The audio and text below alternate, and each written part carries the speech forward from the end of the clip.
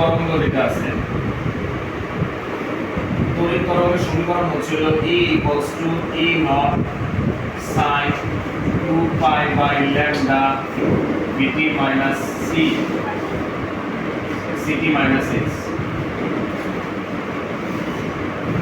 ঠিক আছে, এই যে সমীকরণটা লিখলাম, এই সমীকরণটা আছে হলো তরঙ্গের চ্যাপ্টারে, আমরা মাত্রবাদী চ্যাপ্টারটা বাদ দিয়ে দিছি। ওই চ্যাপ্টারে দেখানো হয়েছে যে কিভাবে কি হয়েছে এই তরঙ্গটা, তরঙ্গের সমীকরণটা আসছে। কথা বুঝছো? আর এই তরঙ্গের সমীকরণ কেমনে আসছে এটা তো আপনার বোঝানোর সুযোগ নাই আছে। এটা কাছাল পারলে তো আমরা তরঙ্গের চ্যাপ্টারে চলে যাব। জি স্যার। এই জন্য সেটাতে যাওয়ার সুযোগ নাই, মুখস্থ খারাপ মুখস্থ। আর এখানে এই নটটা হচ্ছে কি, এই ই নটটা পুরো বোঝানো যেত যদি পর্যাবৃত্ত গতিটা পুরো আসতে পারতাম।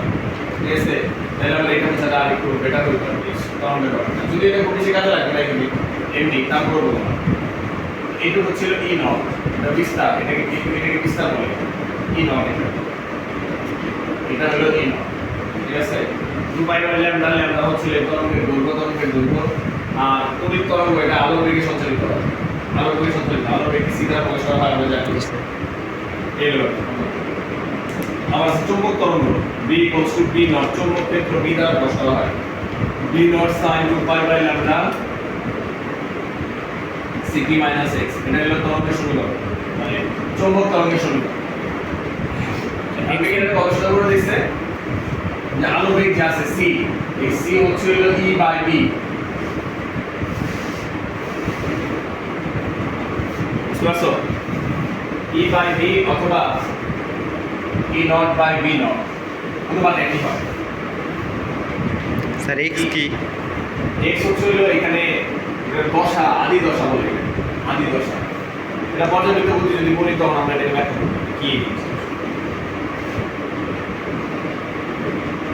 পর্যাবৃত্ত গতি আমরা যেহেতু পড়বো, যখন পড়বো তখন এটা ব্যাখ্যা চলে আসবে। E by B অনুপাত করলে যা আসে E naught by B naught অনুপাত করলে ওই একই জিনিস আসে। এটাই হলো আলোর বেগ। জি স্যার। 3 × 10 to the power 8। বুঝতে পারছো?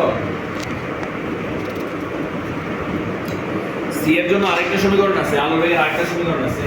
c equals to 1 by root over mu naught epsilon naught। mu naught মনে হয় তোমরা চিনো না, epsilon naught তো চেনার কথা। জি স্যার। তাই না? দেখি epsilon naught কি? শূন্য মাধ্যমের ভেদন যোগ্যতা। আর mu naught এটা চৌম্বক ক্ষেত্রের টার্ম। ঠিক আছে, চৌম্বক ক্ষেত্রেরও কি আছে? ভেদন যোগ্যতা আছে। এটাকে আমরা বলি চৌম্বক প্রবেশ্যতা।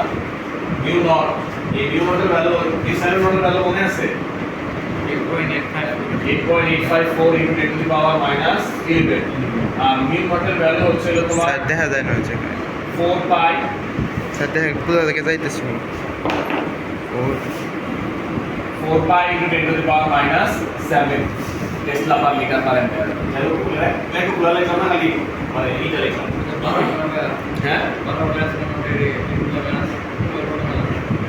8.854 10 to the minus 12 না? ওকে, minus 12। এক আলোক বছর মনে হয় তোমাদের ওই দিন আলোচনা করতে দেখা যাচ্ছে, তাই না? জি স্যার। এক আলোক বছর দেখাইলাম না? জি স্যার। কিভাবে বের করা হয়? যে এক আলোক বছর এটা একটা সময়, দূরত্বের মাধ্যমে সময়কে বের করা আর কি। তো তোমরা তো আবার 9 10 এ আলোক প্রতিসরণ করো নাই, বুঝছো না? এখানে আবার একটা জিনিস আছে, সেটা হলো a মাধ্যম সাপেক্ষে b মাধ্যমের প্রতিসরণাঙ্ক a নিউ b। প্রতিসরণ তো চিহ্ন, প্রতিসরণ বুঝো? মানে একেবারে বুঝো না নাকি বুঝো? প্রতিসরণ হচ্ছে আলো এক মাধ্যম থেকে অন্য মাধ্যমে আসলে আলোর গতিপথ বেঁকে যায়, হয় এদিকে যায় নাহলে এদিকে চলে যায়। অবিলম্বের দিকে বেঁকে আসে নাহলে অবিলম্ব থেকে দূরে সরে যায়। এই ঘটনাটাকে আলো প্রতিসরণ বলে। ঠিক আছে, আর আলো প্রতিসরণের মধ্যে একটা কনসেপ্ট আছে, এ মিউ বি, এ মাধ্যম সাপেক্ষে বি মাধ্যমের প্রতিসরণাঙ্ক। এটা বাংলা হচ্ছে হলো এ মাধ্যম সাপেক্ষে বি মাধ্যমের প্রতিসরণাঙ্ক। লেখাগুলো ভিডিওতে বোঝা যায়, ভালো করে ফোকাস করুন। এই মাধ্যম সাপেক্ষে এ বি মাধ্যমের প্রতিসরাঙ্ক বলে এটাকে।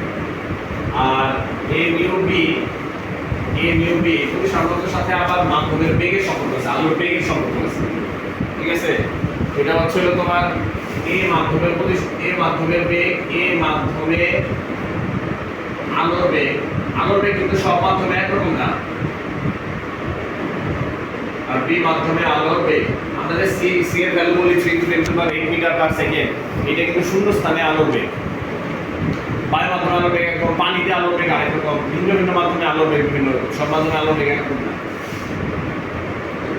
এ মিউ বি সমান এ মাধ্যমে আলোর বেগ ডিভাইড বাই বি মাধ্যমে আলোর বেগ, এটাকে আমরা সংক্ষেপে C A by C B বলতে পারি। বুঝে গেছে?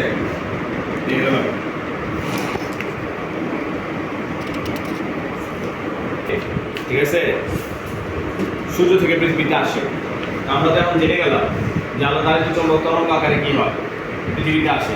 বাট এটা অনেক অ্যাডভান্স লেভেলের থিওরি। ঠিক আছে, আলো কিভাবে সূর্য থেকে পৃথিবীতে আসে বা আলো কিভাবে এক জায়গা থেকে আরেক জায়গায় যায়, এটা নিয়ে বহু বিজ্ঞানী বহু রকম তত্ত্ব দিচ্ছে। তার মধ্যে একটা উল্লেখযোগ্য তত্ত্ব হচ্ছে হলো হাইগেনের তরঙ্গ তত্ত্ব। ঠিক আছে, তরঙ্গ তত্ত্বের মধ্যে ইথার নামক এক মাধ্যমের মধ্য দিয়ে আলো কি করে, মানে তখন তো মনে করা হইতো যে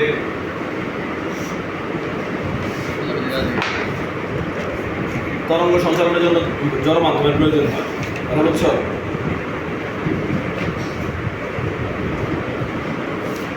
তোমরা 9 10 যে তরঙ্গের সংজ্ঞা পড়ছো সেটা কি মনে আছে তোমাদের? মনে আছে? 9 10 তরঙ্গের যে সংজ্ঞা, এটা কি মনে আছে তোমাদের? ওইখানে বলা হয়েছে যে তরঙ্গ কোনো যে আন্দোলন জড় মাধ্যমের মধ্যে দিয়ে এক স্থান থেকে অন্য স্থানে শক্তি সঞ্চালিত করে, কিন্তু মাধ্যমের কণাগুলোকে স্থানান্তরিত করে না, স্থায়ীভাবে স্থানান্তরিত করে না, তাকে তরঙ্গ বলে। ওই তরঙ্গের সংখ্যার মধ্যে জড় মাধ্যম কথাটা লেখা আছে। আবার ওইখানেই একটা পেজের মধ্যে লেখা আছে যে সব তরঙ্গ সঞ্চালনের জন্য মাধ্যম লাগে না, যেমন আলোর তরঙ্গ। এরকম কথা লেখা ছিল আর কি, যে বইটা তোমরা পড়োই না, পড়ে পড়ো না। তো এখন বিষয় হচ্ছিল যে প্রথমে মনে করা হতো যে তরঙ্গ সঞ্চালনের জন্য জড় মাধ্যমের প্রয়োজন, কোনো না কোনো মাধ্যম লাগবে, হোক সেটা বাতাস বা পানি বা ধাতব কোনো মাধ্যম, যে কোনো একটা মাধ্যম লাগবে। মাধ্যম ছাড়া তরঙ্গ এক জায়গায় এক জায়গায় যাবে না। তো এই জন্য বিজ্ঞানী হাইগেন বলছিল যে আলো সূর্য থেকে পৃথিবীতে আসে, তো একটা কাল্পনিক মাধ্যমের মধ্যে দিয়ে আসে, এটাকে বলা হয় ইথার। বুঝছো? তো পরবর্তীকালে কিছু বিজ্ঞানী আছে পরীক্ষা করে প্রমাণ করছে ইথার তরঙ্গ ইথার আছে, আবার কিছু বিজ্ঞানী পরীক্ষা করে প্রমাণ করছে যে ইথার প্রতি কিছু মানে এটা অদ্ভুত সিচুয়েশন।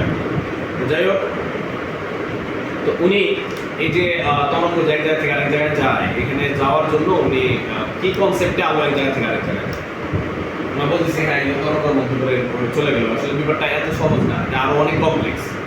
ঠিক আছে, তো যাই হোক, ওগুলা হয়তো বড় লেভেলে গেলে ফিজিক্স নিয়ে পড়াশোনা করলে তখন হয়তো তোমরা জানতে পারবা। আপাতত জিনিসটাকে অনেক কঠিন জিনিসকে সহজ করে আমাদের সামনে উপস্থাপন করা হয়েছে, যাতে আমরা মোটামুটি একটা ধারণা নিতে পারি। ঠিক আছে, কিন্তু ব্যাপারটা এত সহজ না, কথা বুঝছো? যাই হোক, আলো কিভাবে ইথার মাধ্যমের মধ্য দিয়ে সামনের দিকে অগ্রসর হয়, এটাকে ব্যাখ্যা করার জন্য বিজ্ঞানী হাইগেন একটা নতুন কনসেপ্ট দিচ্ছে, সেটাকে উনি বলছে তরঙ্গমুখ। তরঙ্গমুখ,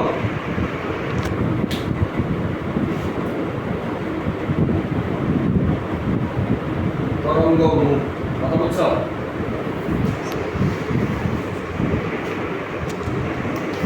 কিছু কিছু আলোকীয় ঘটনা আছে যেগুলো হাইগেনের দিক দিয়ে ব্যাখ্যা করা সম্ভব।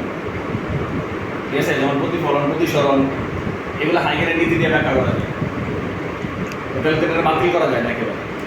আবার আলোর তড়িৎ ক্রিয়া এবং আরো কিছু আছে, কম্পন ক্রিয়া, এই ধরনের ক্রিয়াগুলা আবার এই তরঙ্গ তত্ত্ব দিয়ে ব্যাখ্যা করা যায় না। বুঝছো? তো তখন ঝামেলা হয়। এটা নিয়ে বিজ্ঞানীদের মধ্যে বিশাল সময় ধরে একটা কনফিউশন ছিল আর কি। সেগুলো আলোচনার মধ্যে আসবে আমাদের, আস্তে আস্তে চাপটা পড়তে থাকবো। আসো, তরঙ্গমুখ নামে একটা কনসেপ্ট তৈরি করছে। এই তরঙ্গমুখ কি জিনিস? আলোর বৈশিষ্ট্য হইলো আলো যেখানে উৎপন্ন হয়, আলোর উৎস, আলোর উৎস থেকে আলো কি হয়, এটা মনে করা একটা আলোর উৎস। আলোর ধর্ম হলো আলোর উৎস থেকে আলো চারদিকে ছড়ায় যায়। উনি বলতেছে যেরকম গোলীয় একটা সারফেস তৈরি করতে করতে করতে করতে তারপরে যায়, ঠিক আছে না? আমরা যখন পানিতে ঢিল ছুড়ি তখন কি হয়? এরকম ঢেউ খায়, ঢেউ কেমনে খায়? গোল হ্যাঁ, বৃত্তাকারে। বৃত্তাকার, তাই না? বৃত্তাকারে কি হয়? চারদিকে ছড়ায় যায়, তাই না? ঠিক ওইটাই আর কি, চারদিকে ছড়ায় যায়।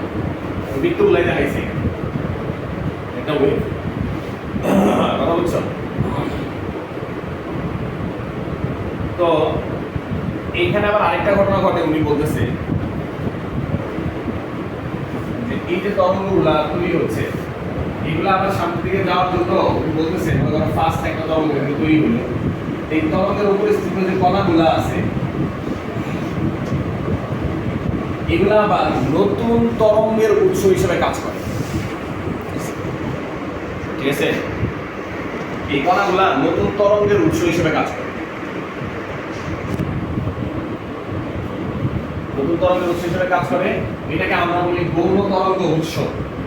মানে এই বিন্দু থেকে আবার এরকম ভাবে নতুন তরঙ্গ তৈরি হয়, এরকম ভাবে, এই যে এরকম ভাবে যাইতে থাকে, এই বিন্দু থেকে আবার একটা তরঙ্গ তৈরি হয়, এরকম ভাবে যাইতে থাকে, সামনের দিকে যেতে থাকে। এই বিন্দু থেকে আবার তরঙ্গ তৈরি হয়, এরকম ভাবে সামনের দিকে যেতে থাকে, বুঝছো? আবার এই বিন্দু থেকে তরঙ্গ তৈরি হয়, মানে সামনের দিকে যেতে থাকে। মানে প্রত্যেকটা বিন্দু থেকে নতুন নতুন তরঙ্গ তৈরি হয়, ওগুলাকে বলা হয় গৌণ তরঙ্গ উৎস, বিন্দুগুলোকে বলা হয় গৌণ তরঙ্গ উৎস। এখন এই তরঙ্গ যখন সামনের দিকে যেতে থাকে তখন এই গৌণ তরঙ্গের উৎস থেকে যে নতুন তরঙ্গগুলো সৃষ্টি হয় এটা সবাই একই বেগে সামনের দিকে অগ্রসর হয়। একটা নির্দিষ্ট সময় পর মনে করো এরকম এরকম একটা উৎস, এখান থেকে কি হচ্ছে তরঙ্গ সৃষ্টি হচ্ছে। তো ফার্স্টে এরকম একটা তরঙ্গ সৃষ্টি হলো, এইখানে এখানে এখানে এখানে চারটা বিন্দু আছে, এখান থেকে নতুন তরঙ্গ সৃষ্টি হয়েছে, এখান থেকে নতুন তরঙ্গ সৃষ্টি হয়েছে, এখান থেকে নতুন তরঙ্গ সৃষ্টি হয়েছে, এখান থেকে নতুন তরঙ্গ সৃষ্টি হয়েছে। তাহলে একটা নির্দিষ্ট সময় পর প্রত্যেকে যার যার দিকে একই দূরত্ব অতিক্রম করবে, এটাই দিকে তত দূরত্ব অতিক্রম করবে, খাড়াখাড়ি এটাই দিকে খাড়াখাড়ি তত দূরত্ব অতিক্রম করবে, এটা খাড়াখাড়ি অত দূরত্ব অতিক্রম করবে, এটাও খাড়াখাড়ি অত দূরত্ব অতিক্রম করবে। তো তখন এইখানে নতুন বিন্দু চিন্তা করে এদেরকে যদি আমরা কোনো একটা স্পর্শক দিয়ে কি করি, এই যে একটা স্পর্শক দিই, স্পর্শক আঁকি প্রত্যেকটা বিন্দুকে, তাহলে এইটাকে আমরা বলবো তরঙ্গ মুখ। বুঝতে পারছো? এই যে স্পর্শ করে যে নতুন তল পাওয়া গেল এই তলটাকে আমরা বলবো তরঙ্গমুখ। তরঙ্গ মুখ। বুঝতে পারছো? তরঙ্গ মুখ আবার দুই প্রকার, গোলীয় তরঙ্গ মুখ, আরেকটা আছে সমতল তরঙ্গ মুখ, ঠিক আছে? সমতল তরঙ্গ মুখ হচ্ছে হইলো যে আলোক রশ্মি যখন অনেক দূর থেকে আসে, অনেক দূর থেকে আসতে থাকে তখন এরা সমান্তরাল হয়ে যায়। আসল ভিতরে আসলে ছেড়ে দেবো।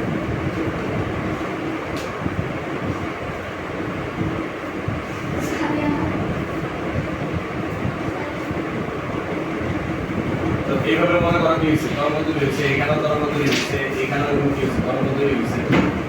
অসীম দূর থেকে যখন আসে তখন আলোগুলা সমান্তরাল হয়ে যায়, তখন এটা কি হয় সামনের দিকে যায়, যাওয়ার পরে এইখানে এখানে এখানে যদি স্পর্শ করে আমরা তল আঁকি তৈরি থাকবে, এটা সমতল তরঙ্গ মুখ পাওয়া যায়, ঠিক আছে? এটা সমতল তরঙ্গ মুখ। আর কাছাকাছি যদি থাকে তখন এরকম কি হয়, বক্ররেখা হয়, গোলীয়। ঠিক আছে? এটাকে আমরা বলি গোলীয় তরঙ্গ। বুঝতে পারছো? এই হলো ব্যাপার। তাহলে আজকে এই পর্যন্তই।